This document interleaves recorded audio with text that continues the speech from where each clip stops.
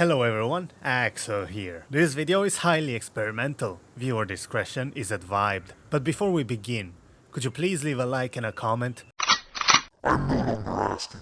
Genshin Impact is the reason I no longer have a wife and children, and to find out why, I will now proceed to talk about the game for far too long. To begin, let's talk about the premise. You play as a lad or a lass, referred to as the Traveler. You are seen fighting this unknown person before your sibling gets cubed and you get thrown away into Tevat.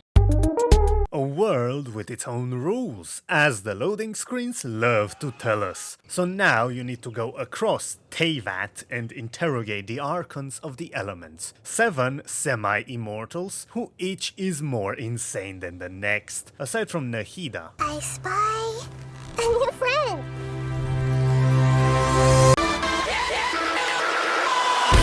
along the way you save the day like the anime protagonist that you are. And that's it. Quick and simple. The premise is catchy and poses good questions that follow us throughout the story. Who did we fight? Who is the Traveler? Where are they from? Why the fuck is a flying baby following? Oh wait, that is Paimon. She is the mascot of this video game, and depending on who you ask, the cutest or the most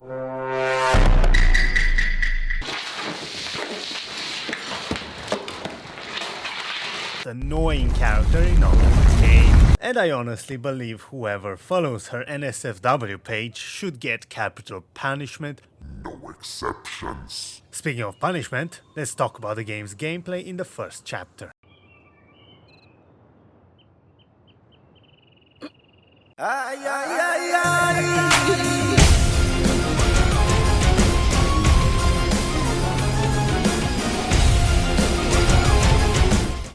In Genshin Impact, each character has one of 7 elements. Those are fire, water, ice, electricity, wind, earth, and grass. You know, what we gotta touch, but we will never. With more possibly in the future. In those elements, each character has an active ability, an ultimate, and 2 passives that define his build and overall playstyle. Let's take my main man Dilek. With his active ability, he performs 3 forward fire slashes, each dealing more damage than the last. His ultimate sends out a phoenix dealing continuous damage, and it sets his damn sword on fire. And his 2 passives increase his damage while his weapon is on fire, and increase his charge attack stamina consumption. He is a character that continuously applies heat, both figuratively and literally. Fighting with him on my team is very different from fighting with someone, say like Hu Tao, who's a very high risk, high reward glass cannon character with a lot of one-shot potential. And with 4 open slots, there is a lot of diversity in potential team combinations. It should be only obvious then that the community turned it into a specific science. 1 main DPS, either 2 damage buffers or 1 damage buffer, and a secondary for elemental reaction buffs. And well, Bennett. Now, I would normally have no issue with the community streamlining team creation. Knowing that there is a team you can pick regardless of circumstances that can always work is reassuring. But it feels like the developers are now also creating characters that neatly fit into the team archetype categories. If we take the latest character, Nahida, she was basically created to be the ultimate support character. All her abilities scream support, and I miss characters like Mona or Ningguang or Zhongling, who can be stuck into teams with no clear DPS or no clear support, a rapid switch team that continuously trades ultimates and abilities and attacks. Anyway, rant over. Of course, with a bunch of playstyles come a bunch of enemies to play off of those playstyles and really make you feel like a genius when you one-tap some poor fool who gave you trouble with his ice shield 10 minutes ago. And that's where the combat system truly shines. From one point you stop learning to fight and start learning to style on your enemies.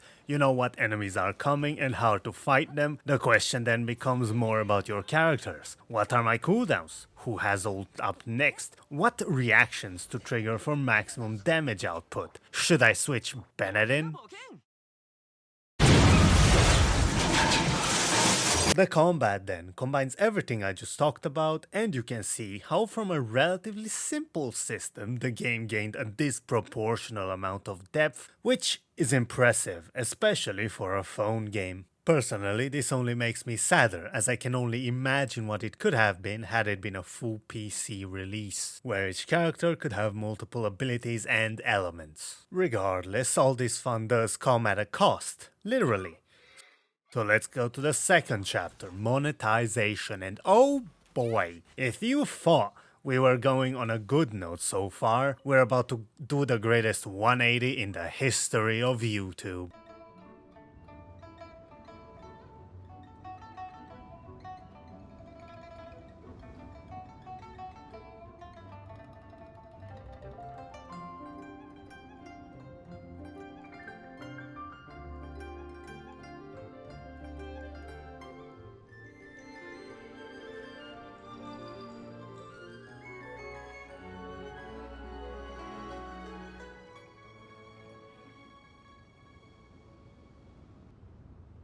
The monetization in this game is horribly predatory, maybe more so than even those who don't give you a pity at all. Because those who don't give you that slow dopamine rush of, oh, I'm so close to pity, just a few more rolls, maybe if I buy some primos, I'll get it in the next 10, or making the Velkin Moon the game's equivalent of extra primos every day for a limited number of days, and the pass seem like affordable and great value purchases, but only when compared with the other prices that they themselves set. You have to realize, Velkin Moon and the pass aren't great value. They just seem like great value because Hoyo set the other prices so high. $5 for approximately 10 extra rolls is not a great deal. Wake up, sheeple. Also, the fact that you aren't getting not even an entire roll per day if you do your dailies is also strategically part of the Velkin Moon sales strategy, since with Velkin Moon you'd get one whole roll a day if you also did your dailies. 40 plus 30 from the dailies and the 90 from the Velkin Moon for 160 or one roll. Doesn't that sound amazing? Yes, exactly. Why do you think when you open the shop you get a huge recommended tab that has just the Velkin Moon in it? The problem is that just like the rest of the game, the monetization is high quality, except in this case, that quality is put towards manipulative ways to get your money out of your pocket. Everything from the pity system to the limited stamina. Tell me this. Why is it that we need wishes to roll on the banners? Why can't we just do it directly with Primo Gems? The answer is because Hoyo doesn't want you to think about what a shit conversion rate wishes have to Primos. 160 Primos per wish might sound like a decent price, but then you think about chests that contain 2, 5, 10, 20 and 50 Primos respectively, and you realize that to get a single roll you would need to either get lucky and do one of the large quests in the game, or just spend hours looking for basic chests and doing random ass quests. Because that's the thing, they want you to play this game continuously and aggressively, spend money or save and miss major characters that you would have otherwise really loved. It's either time or money, friends, there is no in between. And don't even get me started on Genesis crystals. They have a 1-to-1 conversion with Primo Gems, so the only reason they exist is so that you can't buy certain bonuses and outfits with the Primos you have put hard work into farming. Speaking of farming, let's talk about rolling for characters. Everything from the Abyss rotation, that is the game's endgame mode, to the timely combat events all revolve around the new character banners. When the characters have banners, they need to have new YouTube videos as well and appear in the events, even if they have nothing to do with them, just so that they are in the back of your mind as you play. I would dub this marketing style subconsciously aggressive, and you can believe me because I talk from the perspective of someone who fell for all of these schemes myself. Have mercy. We must stay focused, brothers. We must. And will probably keep falling next time a character I really want has a banner that I failed to save for. This is a good time to remind both myself and you that I do indeed like this game, although I would not recommend it. Well, maybe if there was a reason to recommend this game, it would be the next chapter of this video, that is the story. けどらたちもあそこについてはよくわからないんだ。お前たちが話しているのを聞いて興味。ああ、やはりそうなのか。前に恩師もこの課題を。 The story follows a pretty simple plan. You go across the nations of Tevat, and each time you arrive at a new one, you set to seek out the nation's Archon, who usually has a problem or is the problem. On your way, you meet a bunch of quirky characters that are created and exist to win your heart over for reasons stated previously.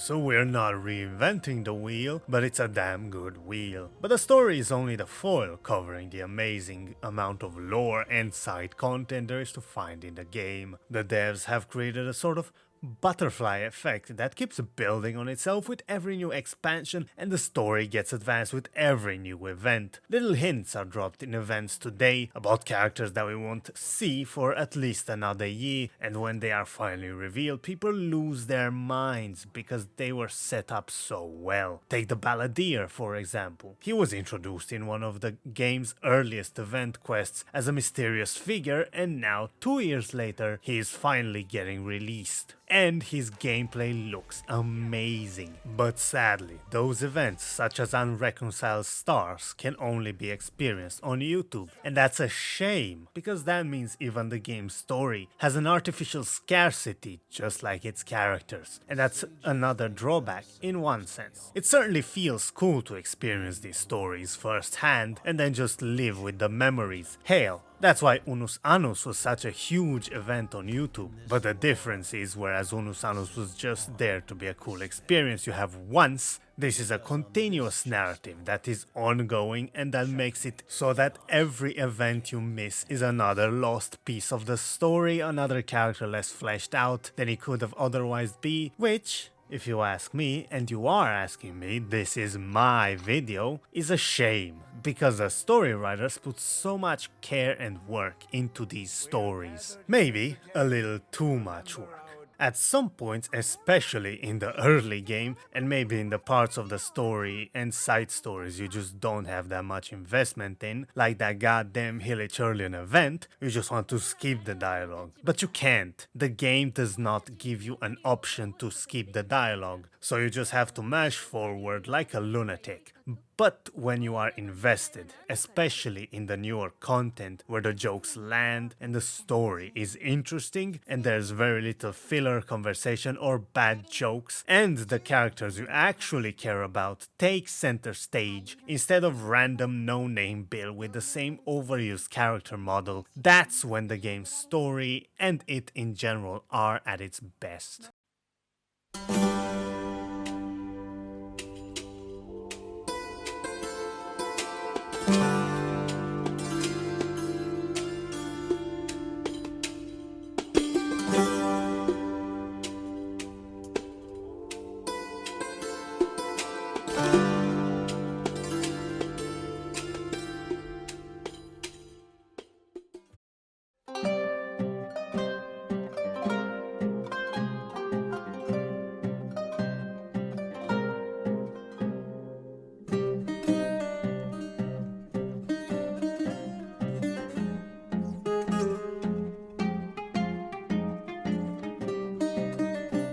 In this final chapter, I'd like to dedicate a few minutes to parts of the game I couldn't fit into a whole chapter, as well as a few closing opinions. First, the music and the art style are both gorgeous. I wouldn't blame anyone for playing the entire game just for them. My current favorite piece of music from this game, while hard to choose, has to go to the tavern theme from Sumeru.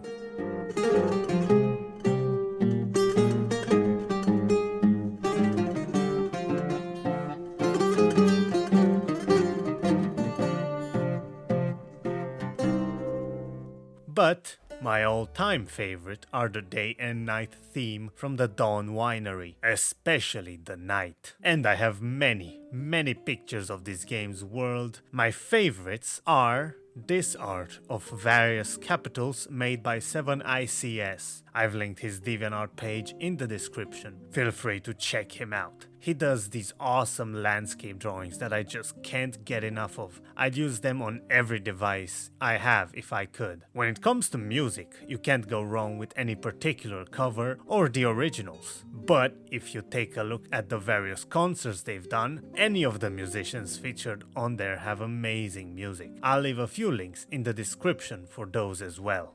On another note, some of the secondary characters in the game are amazing, especially the main story secondary characters. Their lack of plot armor makes following their fate really interesting, and some, like the Chasms, yeah, that one, or Sumerus, their fates are always hanging in the balance, unlike our main characters, Signora notwithstanding. And as closing thoughts, I'd have to say, for all its faults, the game is good, and every misstep it takes is towards making a more memorable experience for its active audience.